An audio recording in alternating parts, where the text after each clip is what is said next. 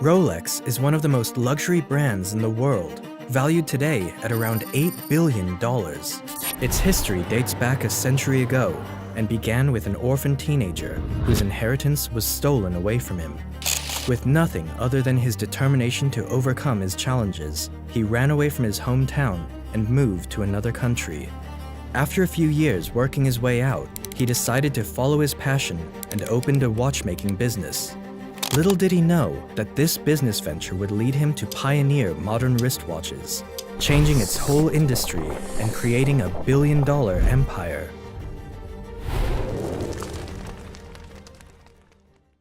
Hans Wilsdorf was born in Kulmbach, Germany on March 22, 1881, by parents Anna and Johann Daniel Wilsdorf. He was the second son of 3 children. His family ran a fairly successful business that was passed down from his grandfather, selling iron goods, classifying them in the middle-range class. Unfortunately, his mother got ill during the next few years and died in 1892. To make it worse, a year later his dad would pass away too, leaving Hans an orphan at the age of 12. Now under the custody of his mother's brothers, his uncle immediately decided to sell his family's business and used some of the money for their education, putting all 3 of them in a nice, prestigious boarding school called Ernestinum Coburg in Bavaria, Germany. Hans hated this decision early on and became depressed. While living in the new town, Hans was seen as an outsider and was often teased by other boys because of his religion. To get through his difficult childhood, he decided to put his focus on school. As he got older, he understood that even though he didn't like the decision of his uncles, it became an important factor for his success. Our uncles were not indifferent to our fate. Nevertheless, the way in which they made me become self-reliant very early in life made me acquire the habit of looking after my possessions, and looking back, I believe that it is to this that much of my success is due. Hans enjoyed reading books and became quite the bright student in school. The subjects he most notably excelled in were mathematics and languages, where he learned French and English. He was always curious about travel and knew that languages would be very useful, which would eventually play a big role in his career. During school, he became friends with a Swiss boy who would tell him stories of his birthplace in Le Chaux-de-Fonds, a city located in Switzerland that was well known for its long history in the watchmaking industry, and Hans became very intrigued about the place.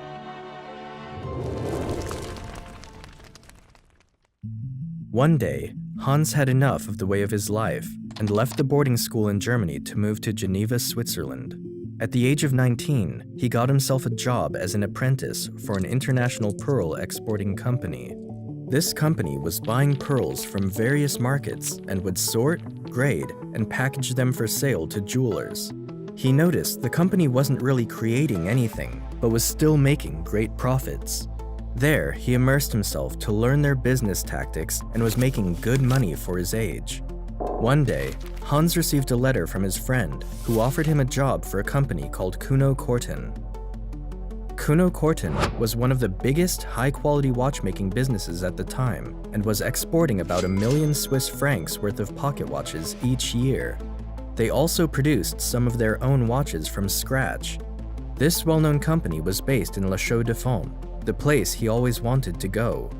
Even though the company he was already working at was more beneficial for him, his curiosity for the place and the business around watches were stronger. Therefore, in 1900, he moved to Le Chaux-de-Fonds to work for this company. He was hired as an English correspondent and clerk thanks to his ability to write and read English that he learned back in school, and was getting paid with a monthly salary of 80 Swiss francs. He was also responsible for winding hundreds of pocket watches every day and verifying they were accurate. He picked up tremendous insight into watchmaking and obtained a big deal of knowledge about how all types of watches were produced. However, his time there was cut short. He had to go back to Germany and serve in the army after only 2 years at Kuno Corten. After his service, at 22 years old, he moved to London, England to work for another company of high-quality watches. There, he was responsible for a bigger role and was now in charge of increasing their sales. During the 2 years he stayed there, he successfully managed to find more clients for the company and grew their sales over time.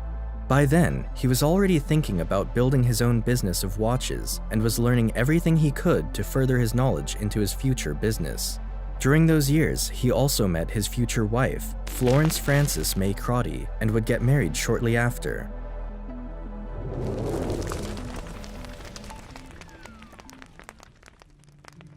One day, Hans was sitting outside with his much older brother-in-law, Alfred James Davis, and talked about life and plans for their future.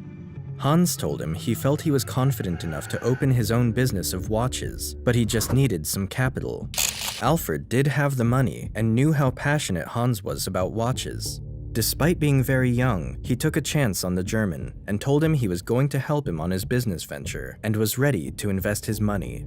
They shook hands together, and in 1905 they founded the Wilsdorf and Davis Limited, which would eventually become Rolex a few years later.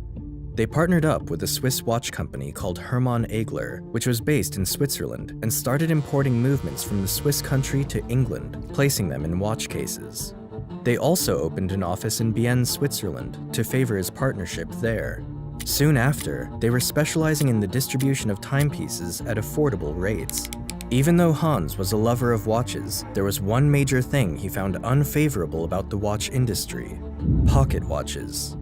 At the time, wristwatches were mostly worn by women as jewelry and were looked down upon by some, the reason being for not being well precise on the time. These watches were much smaller than pocket watches and consisted of smaller movements, which would regularly make the clock either go faster or slower due to small details in the movements. This was the main reason why pocket watches were more popular at the time and was considered masculine for its bulky size, but for Hans, he mostly found it inconvenient to use. It was a little hassle for him every time he had to reach his hand in the pocket in order to see the time, especially when his hands were busy.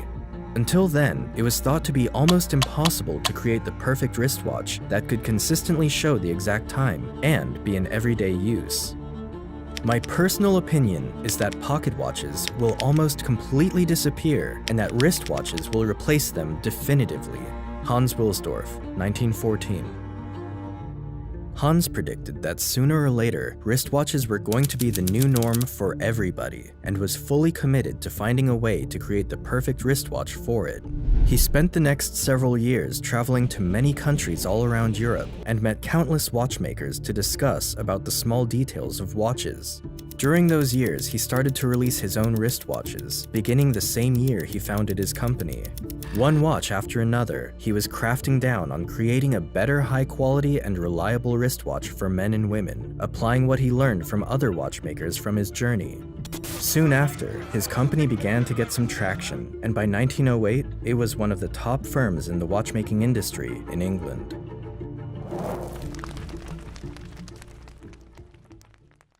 By now, Hans wanted to change the name of his company to something high-class, catchy, and easy to say no matter the language. It also needed to be short so the name could fit easily in the dial of the watch. He spent a big deal of time combining 5 letters from the alphabet to come up with something, until finally, Rolex was born. He immediately knew it was the perfect one, and a few days later, he registered the Rolex name as a trademark for Wilsdorf and Davis Limited in 1908. During the next few years, Rolex was becoming known for its high-quality wristwatches, and many rich people were already starting to use it. But it didn't take long after, when the First World War broke out, and many businesses, including watch firms, were struggling to stay in business, and even had to shut down in some cases. But not Rolex. This tragic event only made Hans' company more famous because of its already reliable wristwatches. Many soldiers were given Rolex watches instead of pocket watches because it was much easier and safer to use. It also helped them to better coordinate their attacks because of its precision on time. By then, the company had grown to such extent that they were employing 60 people in 1914 and had big open office spaces in London. To further their credibility, Rolex had already won the first ever wristwatch chronometer rating from Switzerland, followed by a Class A certificate of precision from London's Kew Observatory. This made the brand more trustworthy for people to buy. But not everything was sunshine and rainbows for Hans. In 1914, the British applied 33% tax for all companies registered in Great Britain that were exporting goods across international borders. It became a big concern for Hans, so he moved his company's headquarters from London to Bienne, Switzerland, in order to avoid these taxes. Another reason for his move was because of the World War. People from Britain began to dislike the Germans. Since the name Hans Wilsdorf was clearly German, and even though he registered Rolex before, he was still using the Wilsdorf and Davis name in England, which was getting looked down upon. This also led him to completely switch his company name from Wilsdorf and Davis Limited to the Rolex Watch Corporation Limited in 1915. 10 years later, Hans would also register Rolex's famous trademark logo of the 5-star crown, which became implemented from then on the dial of their watches. In 1919, the Rolex Watch Corporation moved its main office from Bienne to Geneva, where it still stands today. From now on, the company focused on manufacturing the watch movements in Bienne and would transport them to Geneva, where they carefully verify the movements were accurate, finishing them with their high-class design and launching their products. It's here in Geneva where Hans would go all in with his team to improve the technical innovation of the wristwatch. We must succeed in making a watch case so tight that our movements will be permanently guaranteed against damage caused by dust, perspiration, water, heat, and cold. Only then will the perfect accuracy of the Rolex watch be secured. Thanks to his patience and determination, it eventually paid off, and paid off big time. In 1926, Rolex released their new model that would forever change the watch industry, the Rolex Oyster, the first ever waterproof wristwatch in history. This new model was sealed with a very tight case that provided an optimal protection for the small watch movements inside, leading it to be waterproof. Hans knew this was revolutionary, and people would certainly be interested in it, but he decided to wait for the perfect opportunity to present it to the world in a very creative way.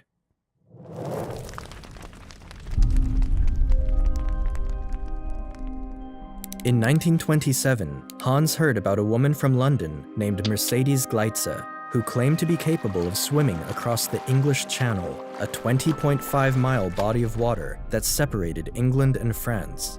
People didn't believe her, so she was set to do it again in front of thousands of people, even though the water temperature was much colder. Hans saw the opportunity and encouraged her to wear a Rolex Oyster watch around her neck.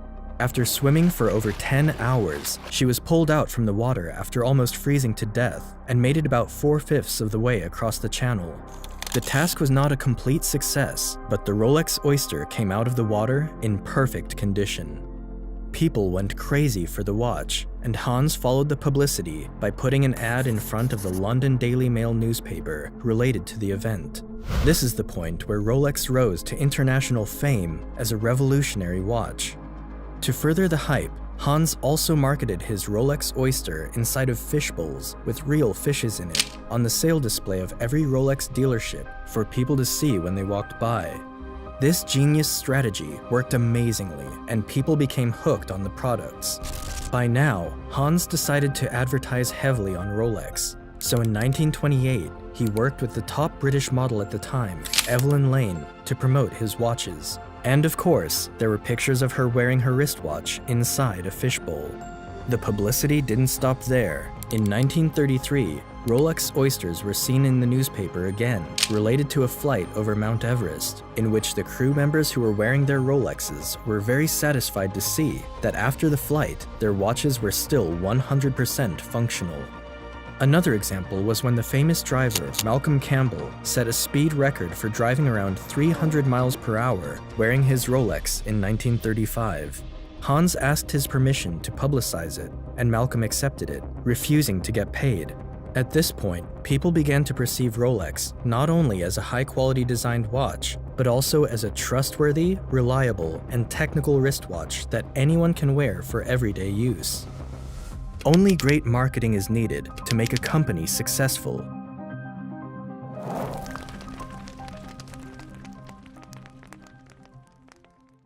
During these times, Rolex continued to fascinate people when they introduced their updated model, the Rolex Oyster Perpetual, in 1931, which was the first ever waterproof and self-winding wristwatch. Its previous model of the Rolex Oyster was a great achievement, but the challenge was that you still had to often manually wind the watch, which made it more difficult because of its tight case. You had to unscrew the Oyster crown first, wind it, then re-screw it again. Creating this self-winding watch was a dream that for centuries people tried to perfect, but none were successful. From 1934 to 1940, Hans also produced some high-quality watches outside of the Rolex firm and trademarked it under his own name, but it was discontinued due to the hatred that French, British, and US markets had for Germany. Even with all his achievements, Hans would sometimes struggle to make his way in the market and had to put double the effort to make a successful company due to his German name. When World War II broke out, Rolex took a hard hit.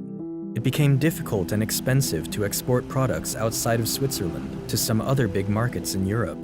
Hans was frustrated with the situation, and to add to his bad luck, another tragedy followed. His wife passed away in 1944. To commemorate his wife, he established the Wilsdorf Foundation, a charity organization for social causes.